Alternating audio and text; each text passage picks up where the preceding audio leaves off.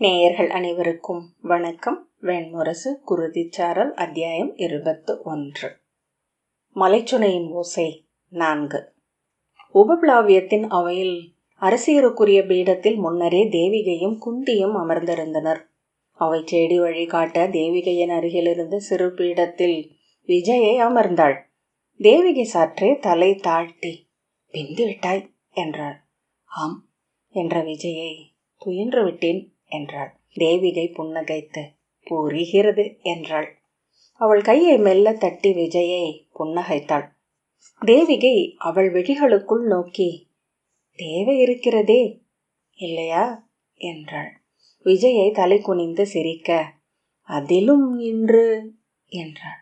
ஏன் என்றாள் விஜயை. இன்று பால்கீகரை பற்றி பேசிக்கொண்டோம். விஜயை நெஞ்சு படபடக்க மெதுவாக என்றாள். என்ன மெதுவாக? அன்னை எதையும் கேட்க மாட்டார் என்றாள் தேவிகை.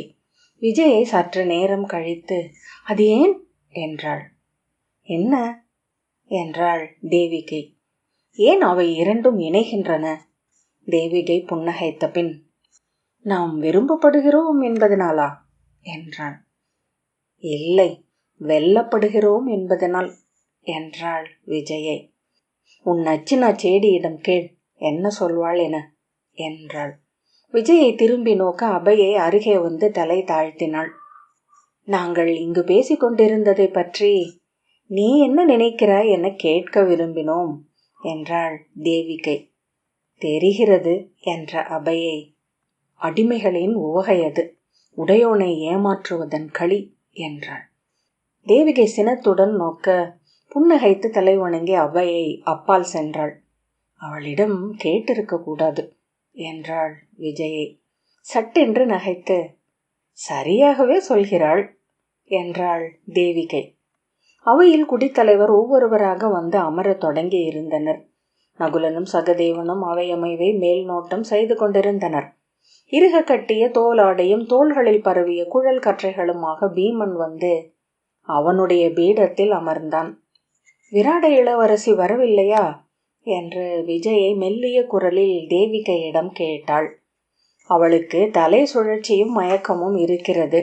5 நாட்களாக வாயுமிழ்கிறாள் என்றாள் தேவிகை. ஏன் என்று புருவங்கள் சுளிக்க விஜயை கேட்டாள். தேவிகை அதுதான் என்று ஐயுறுகிறார்கள். இன்னும் ஓரிரு நாட்களுக்கு பின்னரே எதையும் கூற முடியும் என்கிறார்கள் என்றாள். அத்தனை விரைவாகவா? இளையோன் இங்கு ஓரிரவு மட்டும்தான் உடன் தங்கினான் என்கிறார்கள் என்றாள் விஜயை. ஓரிரவு போதுமே என்று தேவிகை சொன்னாள். ஆம், அதுவும் ஒரு அரச முறைமை மட்டுமே என்றால் போதும் என்றாள் விஜயை. தேவிகை புன்னகைத்தாள். விஜயை திரும்பி அபையை நோக்கிய பின் விழி திருப்பிக் கொண்டாள். அவர்கள் உரையாடுவதை உணர்ந்த குந்தி திரும்பி பார்க்க இருவரும் சொல்லடங்கி அமைதியாயினர். அர்ஜுனன் அவை புகுந்த போது தொலிகள் எழுந்தன. அவனை சுரேசர் அழைத்துச் சென்று பீடத்தில் அமர்த்தியதும் சௌனகர் அவை மேடை மேல் ஏறி அனைவருக்கும் வாழ்த்துரைத்து அரசரும் அரசியும் அவை புகவிருப்பதை அறிவித்தார். வெளியே மங்கள இசையும் குரவையொலியும் எழுந்தன. அவை எழுந்து நின்று வாழ்த்து கூவியது. சிறிய வாயிலினூடாக வந்த அறிவிப்பு நிமித்திகன் அவை நடுவே நின்று வல்லம்புரி சங்கொலி எழுப்பி யுதிஷ்டரின் வரவை அறிவித்தான். மங்கள தாளங்களுடன் 5 அணிச்சேடியர் அவைக்குள் நுழைந்தனர். இசைச்சூதர்கள் 7 முழங்கியபடி தொடர்ந்து வந்தனர். வாழ்த்தொலிகள் முழங்க அரிமலர் பொழிய கை கூப்பியபடி யுதிஷ்டரும் திரௌபதியும் அவைக்குள் புகுந்து வணங்கிய பின் அரியணையில் அமர்ந்தனர். சௌனகர் அரசையும் குடியையும் கோலையும் வாழ்த்தி மங்கள சொல்லுரைத்தார். அந்தனர் 3 எழுந்து வேதம் ஓதி கங்கை நீர் தெளித்து யுதிஷ்டரை வாழ்த்தினர். பொற்தாளத்தில் கொண்டு வரப்பட்ட மணிமுடியை சௌனகரும் தௌமியரும் எடுத்து அளிக்க யுதிஷ்டர் சூடிக்கொண்டார். தௌமியர் அளித்த செங்கோலை வாங்கி அரியணையில் அமர்ந்து சூழ்ந்திருந்த அவையினர் வீசிய மஞ்சள் அரிசியையும் மலர்களையும் தலை தாழ்த்தி பெற்று கொண்டார். இந்த சிற்றூரின் அரசன் என்று இருப்பது இழிவு. அதை அவர் உணர்ந்திருக்கிறாரா என்ன என்று விஜயை எண்ணிக்கொண்டாள். அக்கணமே திரும்பி விழிகளை சந்தித்த தேவிகையும் அதையே எண்ணுவதை உணர்ந்தாள். புன்னகைத்து முகத்தை திருப்பிக் கொண்டாள். உணர்வுகள் வெளிப்பட வேண்டாம் என்பதற்காக தலை ஆடையை இழுத்து மறைத்து கொண்டு கைகளை மடியில் வைத்தாள். வளைகள் குலுங்கிய ஓசை கேட்டு திரும்பி பார்த்த குந்தி அவ்வுணர்வுகளை புரிந்து கொண்டவள் போல ஒரு கணம் விழி நிலைத்த பின் திரும்பினாள். அவை வணக்கங்களும் குடியினர் அரசருக்கு திருமுன் வைப்பு அளிக்கும் சடங்குகளும் முடிந்த பின் யுதிஷ்டர் முறையான அரசாணைகளாக அந்தணர்களுக்கு கொடையளிக்கும் 3 நறுக்குகளை வெளியிட்டார். அதன் பின் சௌனகர் அவை மேடை மேல் எழுந்து அனைவருக்கும் வாழ்த்து கூறி சஞ்சயன் திருதராஷ்டிரரின் தூது செய்தியுடன் அவை புகுந்திருப்பதை அறிவித்தார். அவை அதைத்தான் எதிர்பார்த்து கொண்டிருந்தது. இன்று காலை அஸ்தினபுரியிலிருந்து பேரரசர் திருதராஷ்டிரரின் தனி செய்தியுடன் அவரது அணுக்கராகிய சஞ்சயன் இங்கு வந்திருக்கிறார். அரசருக்கும் அவையினருக்கும் பேரரசரின் செய்தியை முன்வைக்க வேண்டும் என்று அவரிடம் இந்த அவை கோருகிறது என்றார். சஞ்சயன் சற்றே கூன் விழுந்த சிறிய உடலும் பெரிய குரல் வளையும் நரம்புகள் தெரிந்த நீண்ட கைகளும் ஒட்டிய வயிறும் கொண்டிருந்தான். ஒரு கணத்தில் வேத வேள்விக்கு பிந்தைய பெருங்கொடையாட்டில் நிறையில் கை நீட்டி நின்றிருக்கும் 10,000 எளிய அந்தணர்களில் ஒருவன் என்று எண்ணும்படி தோன்றினான். சூதன் உடலில் எழுந்த அந்தணன் அவையில் எழுந்து அரசரையும் அவையையும் கை கூப்பி வணங்கிய பின் உரத்த குரலில் அவன் பேசத் தொடங்கியதுமே விஜயை சிறிய துணுக்குரலுடன் அவன் வெளியறியா பிரிதொருவன் என்றுணர்ந்தாள். அவன் குரல் நன்கு அமைக்கப்பட்ட வெண்கலமணியின் கூர் கொண்டிருந்தது. அந்த அவையில் அந்த கணம் அவன் வாயிலிருந்து எழுந்தாலும் கூட அச்சொற்கள் அவனின் ஊடாக வேறெங்கிருந்தோ ஒலிப்பவே என்று தோன்றியது. அவன் உச்சரிப்பே அவன் செம்மொழி கற்று தேர்ந்தவன் என காட்டியது. சொல் அடுக்குகளில் இருந்த பிசிறற்ற இணைவு அவன் நூல்களில் திளைப்பவன் என தெரிவித்தது. ஆனால் கற்று அறிந்த நூல்கள் எவையும் அவன் உடலிலோ விழியிலோ முற்றிலும் தெரியவில்லை என்பதன் விந்தையைத்தான் அவள் எண்ணிக்கொண்டாள். 5 பேர் இருக்கும் ஓர் அவையில் ஓரிரு சொற்றொடர்களுக்குள்ளேயே அங்கிருப்போர் அனைவரும் முற்றிலும் அவனை மறந்துவிடக்கூடும். ஓர் உயிரற்ற பொருளென அவர்களின் நுண்புலனும் அவனை பிழையாக எண்ணிவிடக்கூடும். ஏன் அவனை இளையாதவருடன் இணைத்து எண்ணிக்கொள்கிறோம் என்று அவள் திகைப்புடன் தனக்குள் உசாவிக் கொண்டாள். அவ்விணைவு நிகழ்வதற்கான எந்த முதல் வைப்பும் எண்ணத்திற்கு சிக்கவில்லை. அவன் ஒரு முறையேனும் இளையாதவரை நேரில் பார்க்கவோ சொல்லாடவோ வாய்ப்பு இருந்திருக்காது என்றே தோன்றியது. இவன் ஏன் அவரை நினைவூட்டுகிறான் என்று தேவிகை மெல்ல கேட்டாள். அதை எண்ணிக்கொண்டிருந்தாலும் செவியொலியாக கேட்டபோது விஜயை திடுக்கிட்டாள். ஆம் என்றாள். ஒரு மன்ற மேடையில் அவர் சொற்களை இவன் எழுந்து சொல்வது போல உள மயக்கு ஏற்பட்டது எனக்கு என்றாள் தேவிகை. இவன் கற்றவன் என்றாள் விஜயை. கற்றவர் அமரும் அவைகள் இங்கே பல 100 என்று தேவிகை சொன்னாள். இவன் முற்றிலும் ஒளியற்றவன், அவரோ அருமணி. விழி திருப்பிய கணம் ஒரு விந்தையான உள மயக்க அவளுக்கு ஏற்பட்டது. அந்த அவை இருக்கும் காலவெளியுடன் தொடர்பென்றே வேறெங்கோ நின்றவனாக சஞ்சயன் பேசிக் கொண்டிருந்தான். முற்றிலும் அனைத்திலிருந்தும் விடுபட்டு நிற்கும் இவன் யார்? அச்சொல் உள்ளத்தில் எழுந்ததுமே விஜயை மெய்ப்பு கொண்டாள். இவனும் அவரை போல முற்றிலும் அகன்று நின்றிருக்கிறான். இங்கு நிகழும் எதிலும் எவ்வகையிலும் உளம் அளிக்காது நோக்கி நின்றிருப்பவர்கள் அவர்கள் இருவருமே. இம்மானுட பெருந்திரளின் பதற்றமும் சினைவும் விழைவும் வஞ்சமும் துயரும் தனிமையும் இவனுக்கும் ஒரு பொருட்டே அல்ல. இவை அனைத்தும் நிகழ்ந்து மொழி பதிவென்றாகி ஓலை அடுக்குகளில் எழுத்துக்கள் என உருமாறி மந்தன சுவடி அறைகளின் தடுக்குகளில் ஒடுங்கிய பின் காலத்தின் வேறேதோ மூலையில் இருந்து கிளம்பி வந்து எடுத்து புழுதி போக மேலாடையால் மெல்ல துடைத்து ஒவ்வொன்றாக படித்து கொண்டிருக்கும் ஒருவனின் விழிகள் இவை. அவ்வெண்ணம் தோன்றியதுமே அவள் சஞ்சயன் மேல் கடும் வெறுப்பை அடைந்தாள். அவன் தன்னை நோக்கி ஒரு சொல் சொன்னால் கூட நெய் ஏறிக்கொண்டதென பற்றி எழுவோம் என்று தோன்றியது. இங்கிருக்கும் எவரும் உனக்கு மானுடரே அல்லவென்றால் இந்த அவையில் எழுந்து எதை பேசிக் கொண்டிருக்கிறாய்? ஆணவம் மிகுந்தவன், ஆணவத்தாலேயே அகன்றவன், அல்லது அகன்றிருப்பதே ஆணவமா? அகன்றிருப்பவர்கள் அழியற்றவர்கள். அன்பென்றும் வெறுப்பென்றும் விளைவென்றும் உறுதியென்றும் பற்றென்றும் மீட்பென்றும் இப்புவியுடன் தொடர்பு கொண்டிருக்கிறவர்கள் மட்டுமே நம்மிடம் பேச தகுதி கொண்டவர்கள். இவன் கருவறை தெய்வங்களின் இரக்கமற்ற குளிர்ந்துரைந்த கண்மை கொண்டவன். சஞ்சயன் முறைமைப்படி யுதிஷ்டரின் கொடி வழியையும் கோலையும் மணிமுடியையும் அரியணையும் குடிச்சூழலையும் வாழ்த்தி முகமனுரைத்தான். பாண்டவர் நால்வரையும் அரசி திரௌபதியும் தனித்தனியாக புகழ்மொழி கூறி வணங்கினான். உபப்ளாவியத்தின் அந்த சிற்றவைக்கு வாழ்த்துரைத்த பின் தன் செய்திக்கு வந்தான். அரசருக்கும் அவைக்கும் என மன்னர் திருதராஷ்டிரரின் தனி செய்தியுடன் இங்கு வந்துள்ளேன். குருமரபின் குருதி தொடர்ச்சி என இன்று எஞ்சியிருக்கும் திருதராஷ்டிரரின் சொல் இந்த அவையில் என் நாவினூடாக எழுகிறது. சொல்லில் அமைகிறது ஆத்மா என்கின்றன நூல்கள்.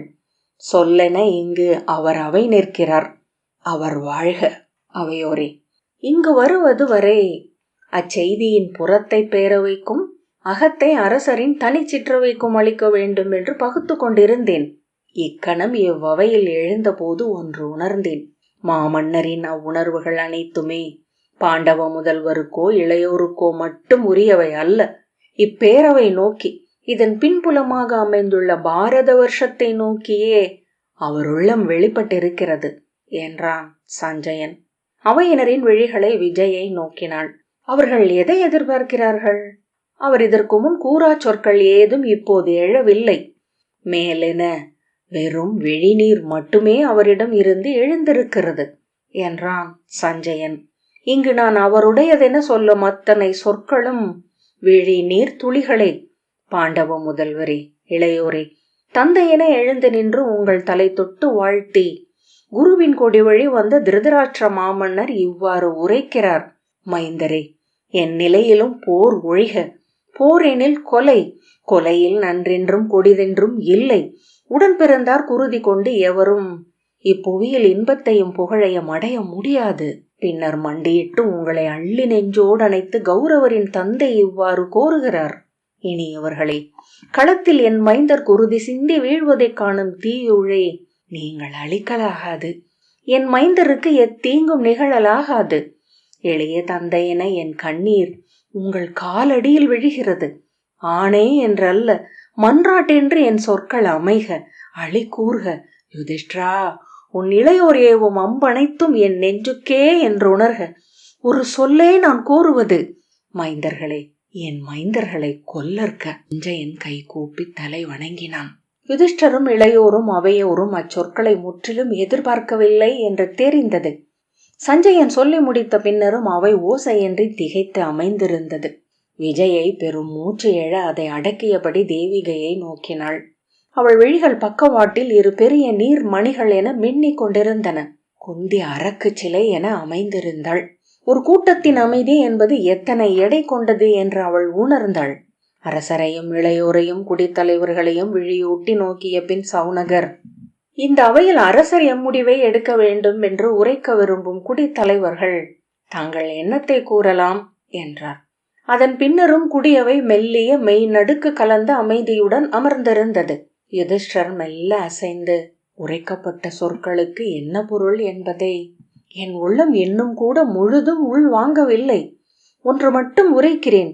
தந்தையென எழுந்து நின்று திருதராஷ்டிரர் சொல்லும் ஒவ்வொரு சொல்லுக்கும் நாங்கள் கட்டுப்பட்டவர்கள். அவை மெல்ல தளர்ந்தது. அது எதிர்பார்த்திருந்ததும் அச்சொற்களையே என முகங்களின் இயல்பு மீளல் காட்டியது. தந்தையின் ஆணையை மீறி ஒரு கணமேனும் எண்ண எனக்கு இயலாது. ஆகவே இக்கணத்தில் இந்த அவையில் பாண்டவ படைத்தரப்பு கௌரவரை போரில் சந்திப்பது என்னும் வாய்ப்பு முழுமையாகவே தவிர்க்கப்படுகிறது. அதை குறித்து எவரும் எச்சொல்லும் என்னிடம் உரைக்க வேண்டியதில்லை. பிரிதென்ன என்று மட்டும் நாம் பேசுவோம். தான் வேண்டியதை உரைத்துவிட்ட நிறைவுடன் யுதிஷ்டர் கால்களை நீட்டிக் கொண்டார். மீண்டும் அவை அமைதி கொண்டிருந்தது. சவுனகர் அர்ஜுனனிடம், இளையவரே, தங்கள் எண்ணத்தை சொல்க. அர்ஜுனன் எழுந்து வணங்கி, மூத்தவருக்கு தந்தை எப்படியோ அப்படியே எனக்கு மூத்தவர். அவரது சொல் எதுவோ அதுவே எனக்கு ஆணை. நான் உரைப்பதற்கு எதுவும் இல்லை. சவுனகர் சகதேவனை நோக்கி, இளையவரே, உங்களை நோக்கியே இந்த அவை காத்திருக்கிறது என்று அறிவீர்கள். சகதேவன் எழுந்து, தந்தையின் ஆணை மைந்தரென நம்மை முற்றாக கட்டுப்படுத்தும். உண்மையில் அவர் நம்மிடம் இறந்து சொல் கோரும் வரை நாம் சென்றதே பெரும் பிழை. ஆகவே போரை முற்றிலும் தவிர்ப்போம். அதை குறித்து சொல் இனி இல்லை. ஆம் ஆம் ஆம் என கார்வை கொண்டது. அதன் பொருள் என்பது நமக்கு அவர்கள் நாம் உரிமை கொண்ட நிலத்தையோ நகரையோ அளிக்கப் போவதில்லை என்பதே. சஞ்சயன் அதை தெளிவுபடுத்த வேண்டும் என்றான் சகதேவன். சஞ்சயன், என் தூதில் அச்சொற்கள் இல்லை. எளிய தந்தையொருவரின் விழி நீரை மட்டுமே இந்த அவைக்கு நான் கொண்டு வந்தேன். சகதேவன், அது போதும். இந்த தூது துரியோதனன் அறியாமல் இங்கு வந்துள்ளது என்பதே அதை உணர்த்துகிறது. நாம் என்ன பிரிதொன்றும் இல்லை. அவையீரே, அரசே, நாம் நம் முடியுரிமையை, மண் உரிமையை முற்றிலும் இந்த அவையில் இப்போதே கைவிட வேண்டும். எவரும் மறுக்க முடியாத குருதி அடையாளமே நம் மூத்தோர் நமக்கு அளித்த செல்வம் என கொள்வோம். மூத்தவரின் காண்டீபம் துணை உள்ளது, இரண்டாம் அவரின் பெருந்தோள்கள் உடன் உள்ளன. நம் நிலத்தை நாம் வெல்வோம். நம் குடி வழிகளுக்கு புதிய ஒரு மணிமுடியை உருவாக்கி செல்வோம். இன்னும் ஒரு 15 ஆண்டு காலம் காண்வாழ்வும் அலைவுகளும் தான் நமக்கு தந்தை அளிக்கும் கொடை எனில் அவ்வாறே ஆகுக என்றான் சகதேவன். சகதேவனின் சொற்களுக்காக அவை காத்து அமைந்திருந்தது. தந்தையர் மைந்தருக்கு அளிக்கும் நற்பெயரும் புகழும் செல்வமும் மட்டும் அல்ல, இழி சொல்லும் பழியும் கடனும் கூட அவர்களின் நல்வாழ்த்தென்றே கொள்ளப்பட வேண்டும். தந்தையர் மைந்தருக்கு அளிப்பவை எவையாயினும் இறுதியில் அவை நலம் பயப்பவையே என்று சொல்கின்றன நூல்கள். நம் தந்தை அளித்த இவற்றை தலை கொள்வோம், நன்றே நமக்கு நிகழும். இளையோனே, நீ பிரிதொன்று சொல்ல மாட்டாய் என்று எனக்கு தெரியும். இன்று தந்தை சொல் எழுந்தபோது ஒரு கணத்தில் என் உள்ளம் தெளிவு கொண்டது. இத்தனை நாள் அலைப்புண்டு நிலை அழிந்திருந்தேன். ஆற்றா கொடு நோயொன்று நீங்கியதென்று நிறைவடைகிறேன். இனி நாம் எண்ணுவதற்கேதுமில்லை. சகதேவன் மூத்தவரே, எஞ்சுவது ஒரு வினா மட்டுமே. நம் குலமகள் அவை நடுவே சிறுமையுற்று நின்றாள். அது மண்ணுக்கும் முடியுரிமைக்குமான பூசல் சார்ந்ததல்ல, பெண்ணுக்கும் ஆணென எழும் கீழ்மைக்குமான பூசல். மண்ணையும் முடியையும் துறந்து போகலாம். அன்றுரைத்த வஞ்சின சொல்லை துறந்து நாம் போகலாகாது. மண்ணையும் முடியையும் துறந்தால் நாம் போற்றப்படுவோம். அவ்வஞ்சினத்தை துறந்து போனால் தலைமுறைகள் தோறும் இழிவு நம்மை தொடர்ந்து வரும். நம் கொடி வழிகள் நம்மை தூற்றும் என்றான். அறிக, நாம் கொண்டுள்ள வஞ்சம் நம் குலமகளுக்காக அல்ல, குலமகளிர் என இப்புவியில் எழுந்த அத்தனை பெண்டிருக்காகவும் தான். நாம் எண்ணியும் உணர முடியாத நெடுங்காலத்தில் பிறந்தெழுந்து வரும் அனைத்து தலைமுறைகளுக்காகவும் அவ்வவையில் நின்று வஞ்சினம் உரைத்தோம். அதை துறக்கவிருக்கிறோமா? அது ஒன்றே இவ்வவையில் நாம் எண்ணி முடிக்க வேண்டியது என்ற பின் கை கூப்பி அவன் அமர்ந்தான். யுதிஷ்டர் தலையை கையால் பற்றியபடி, ஆம், அதை நம்மால் துறக்க இயலாது. 14 ஆண்டுகள் ஒரு நாள் கூட ஒழியாது என் தலைக்குள் ஓடியது மண்ணோ முடியோ அல்ல, அவ்வஞ்சமே. எரிந்தெழுந்த பேருருவென பிரம்மத்தை என் கண்முன் கண்டபோது கூட அங்கு சென்று அதுவென்றாகி அமையாமல் இவ்வுரு கொண்டு இங்கு நான் மீண்டது அவ்வொரு வஞ்சத்துளி என்னில் எஞ்சி இருந்ததனால்தான். மெய்யாகவே இந்த அவையிலிருந்து இதையே நான் சொல்ல வேண்டி இருக்கிறது. அவ்வஞ்சத்திலிருந்து என்னால் விலக இயலவில்லை. ஒரு கணமேனும் நான் அவ்வஞ்சத்தை பொறுத்து கொண்டதும் இல்லை. அனல் மேல் சருகென சொற்களை அள்ளி அள்ளி போட்டு கொண்டிருக்கிறேன். சகதேவன், முதல் வஞ்சம் உரைத்தவர் பாஞ்சாலத்தரசி. அவ்வஞ்சத்தை அவர் கடக்கிறாரா என்று அறிய விரும்புகிறேன் என்றான்.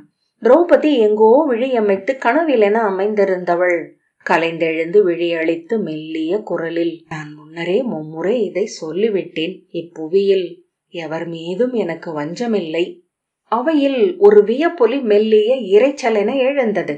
மானுடர் மிக மிகச் சிறியவர் என்றே இவ்வாண்டுகளினூடாக வாழ்ந்து அறிந்திருக்கிறேன். ஆகவே அவர்கள் செய்யும் பிழைகளும் சூடும் சிறுமைகளும் கொள்ளும் வஞ்சங்களும் மிக மிகச் சிறியவையே. பொருட்படுத்தி நினைவு கூர்ந்து கொண்டு உடன் செல்லும் தகுதி படைத்த மானுடச் செயல் எதுவும் இப்புவியில் இல்லை. அவையை நோக்கி, அனைத்தும் கடந்து போகட்டும். இன்று வரை வாழ்ந்து வந்த என் வாழ்விலிருந்து ஒரு சொல்ல ஏனும் நாளை நிகழும் என் வாழ்வுக்கு கொண்டு செல்ல நான் எண்ணவில்லை. என் அன்னையரின் குடிமரபை, நான் இருந்த அரசை, கொழுநரை, ஈன்ற மைந்தரை கொண்டுள்ள இப்பெயரையும் கூட துறந்து பிரிதொரு வாழ்வுக்கு செல்லவே விழைகிறேன். முது தந்தையின் ஆணை அதற்கொரு தொடக்கமாகும் என்றால் அது நன்றே என்று அவள் சொன்னபோது பலர் அறியாது கை கூப்பினர். சகதேவன், இனி அவையெழுந்து உரைக்க வேண்டியவர் மூத்தவர். பீமன் குழல் கற்றைகள் முகத்தில் சரிய தலை குனிந்து மடியில் கோர்த்த பெருங்கைகளுடன் அமர்ந்திருந்தான். மூத்தவரே என்றான் அருகே அமர்ந்திருந்த நகுலன். பீமனில் அசைவிழாதது கண்டு மீண்டும் மூத்தவரே. பீமன் எழுந்து ஆம் என்றான் உரத்த குரலில். மெய் உரைப்பதென்றால் என் வஞ்சத்தை ஓர் அணுவும் நான் குறைக்கவில்லை. இன்றைய வாழ்நாள் முழுக்க அவ்வஞ்சத்தை எரியவிட்டே வாழவும் செய்வேன். ஒரு தருணத்திலும் என் குலமகளின் பொருட்டு அவை நின்று நான் உரைத்த சொற்களில் ஒரு மாத்திரையேனும் பின்னெடுக்க மாட்டேன். ஆனால் எந்த இட்ட ஆணை என்னை முழுக்க ஆள்வதே. குல மூதாதை என தருக்கி நின்று அவர் சொல்லி இருந்தால் அதை உதறி முன் சென்றிருப்பேன். குலத்தின் மேல் சொல்லாண்மையற்றவர், குல மூதாதை என்று ஆணையிடும் உரிமையற்றவர். குடி மூத்தார் என்றும் அவர் நின்று ஆணையிட முடியாது. ஏனெனில் குடிநெறி அனைத்தையும் கைவிட்டுவிட்டு அங்கு அமர்ந்திருக்கிறார். ஆனால் மைந்தரை முன்வைத்து எளிய தந்தை என்று அவர் கூறிய சொல் என்னை முற்றிலும் ஆள்கிறது. எந்தையின் கண்ணீரை அருகிலென காண்கிறேன். அதற்கப்பால் ஒரு சொல்லும் என்னுள் இல்லை. சஞ்சயனிடம் திரும்பி, சஞ்சயரே சென்று சொல்க, அவர் சொல் தலை கொள்ளப்பட்டது என்று. என் கை எத்தருணத்திலும் அவர் மைந்தருக்கு எதிராக எழாது என்று. கூடவே இதையும் உரையுங்கள். அவர் மைந்தனாகிய நான் ஒவ்வொரு கணமும் அனல் பற்றி எரிந்தபடி எஞ்சிய வாழ்நாளெல்லாம் திகழவே அவர் ஆணையிட்டிருக்கிறார் என்று. உடல் நீத்து விண்ணேகிய பின்பும் கூட ஒரு கணமும் அமைதியற்றே இருப்பேன் என்று. மண்ணிலிருந்து வரும் ஒரு துளி நீரையோ அன்னத்தையோ ஏற்கும் தகுதியற்றவனாக மூச்சுலகில் வாழ அவர் எனக்கு ஆணையிட்டிருக்கிறார். அவ்வாணையம் தலை கொள்ளப்பட்டது என்று அவரிடம் சொல்க என்ற பின் திரும்பி அவையிலிருந்து வெளியே சென்றான். அவன் காலடி யோசை அவைக்குள் எதிரொலித்து அடங்கியது. தொலைவில் அது நுண்ணொலியாக தொடர்வதாக விஜயைக்கு தோன்றியது. அவையில் நிகழ்ந்த எந்த உணர்வையும் பெற்றுக்கொள்ளாதவனாக சஞ்சயன் நின்றான். சகதேவன், அன்னையே, உங்கள் சொல்லும் எழுந்தால் அவை நிறைவு செய்யலாம் என்று குந்தியை நோக்கி சொன்னான். குந்தி தலை குனிந்து அமர்ந்திருந்தாள். விஜயை தேவிகையை நோக்க தேவிகை குந்தியின் கைகளை மெல்ல தொட்டாள். குந்தியின் விரல்கள் நடுங்கிக் கொண்டிருப்பதை விஜயை கண்டாள். சகதேவன், அன்னையே, இந்நிலத்தில் தொல்குடி முறைமையின்படி தந்தை சொல்லை மீற ஆணையிடும் உரிமை அன்னையருக்கு உண்டு. நீங்கள் உங்கள் மைந்தருக்கு ஆணையிடலாம். இக்கணம் முதல் அவர் உங்கள் தந்தையல்ல என்று கூட சொல் வகுக்கலாம். உங்கள் சொல்லில் உள்ளது அவை முடிவு. குந்தி மேலும் தலை குனிய வெண்பட்டாடை அவள் தலையிலிருந்து சரிந்து முகத்தை மறைத்தது. அவள் கண்களிலிருந்து கண்ணீர் மடிமேல் வைக்கப்பட்ட முழங்கையில் சொட்டுவதை விஜயை கண்டாள். தேவிகையிடம் மெல்ல, என்னடி? ஒன்றுமில்லை என்று தலையாட்டிய பின் தேவிகை குந்தியின் கைகளை பற்றினாள். குந்தி மேலும் நடுங்கிக் கொண்டிருந்தாள். திரௌபதி அங்கில்லை என அமர்ந்திருப்பதை விஜயை கண்டாள். குந்தியின் வலக்காலும் வலக்கையும் சுண்டி இழுக்கப்பட்டது போல் அதிர்ந்தன. இருக்கையின் ஒரு பக்கமாக சரிந்து விழுந்தாள். தேவிகை எழுந்து அவளை மெல்ல தூக்கினாள். சேடி ஓடி வந்து, என்ன என்ன? தேவிகை, நினைவிழந்து விட்டார், களைப்புதான். குருதிச்சாரல் 21வது அத்தியாயம் இத்துடன் நிறைவு பெற்றது. நன்றி.